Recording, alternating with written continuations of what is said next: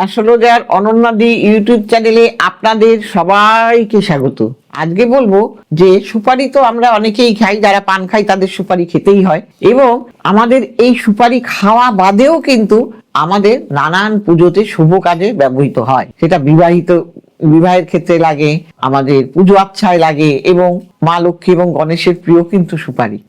এই সুপারি দিয়ে কিছু নিয়ম মানলেই কিন্তু আপনার আর্থিক সমস্যা দূর হয়ে যাবে, ব্যবসায় আসবে উন্নতি। তাই অনেকে জানেনই না যে এই সুপারিও কিন্তু মানুষের ভাগ্য বদলে দিতে পারে। হিন্দুদের পুজোর কাজে লাগে এবং ব্যবহার করা হয়। এছাড়া সুপারি সাংসারিক দিক থেকেও কিছু নিয়ম মানলে তাহলে কিন্তু আপনারা ভালো থাকতে পারেন।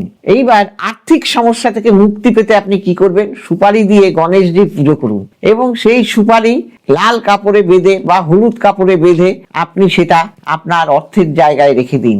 অর্থ কষ্ট বিদায় নেবে, সব ভালো ফলই পাবেন। এইবার কোনো গুরুত্বপূর্ণ কাজে আপনি সফলতা পেতে চাইছেন, তখন কি করবেন? কোনো গুরুত্বপূর্ণ কাজে সফলতা পেতে চাইলে আপনাকে লাল কাপড়ে সুপুরি বাঁধবেন, বেঁধে সেটা গণেশজির কাছে রেখে দিন। কাজে বেরোবার আগে ওই সুপুরিটা নিয়ে আপনি কাজে চলে যান, সেখানে সফলতা আপনার আসবে, সম্মানও বৃদ্ধি পাবে। এইবার কর্মক্ষেত্রে এই সুপারি কি করে ভাগ্য পাল্টাবে? কর্মের বাধার মুখে পড়লে আপনি মঙ্গলবার একটি সুপারি পানের মধ্যে নিয়ে তাতে সিঁদুর ও ঘি দিয়ে মিশ্রণ করে স্বস্তিক চিহ্ন এঁকে আপনি আপনার ওই সুপারি পরের দিন আপনি ওটা আপনার গণেশজির কাছে রেখে দিন। যেটা করলেন যেদিন, সেই দিন আপনি কি করবেন?